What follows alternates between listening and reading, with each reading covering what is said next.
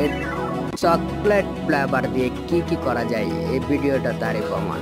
একটা কালমিঙ্গো, হ্যাঁ বন্ধুরা, সাগরে একটা সাধারণ অনেক বড় একটা হাঁস পাখি, হ্যাঁ বন্ধুরা, সেটাই তৈরি করে দেখাচ্ছে।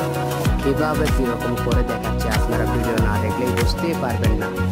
অসাধারণ মানুষের কি বুদ্ধি, আল্লাহ সবাইকে এরকম বুদ্ধি দিচ্ছে, কেউ বাহির করতে পারে কেউ পারে না।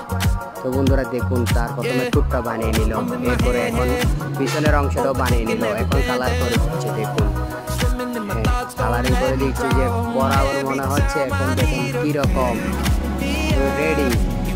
দেখুন এখন আবার আরেকটা চকলেট ফ্লেভার দিয়ে তার আন্ডার মতো বানিয়ে দিল। এবং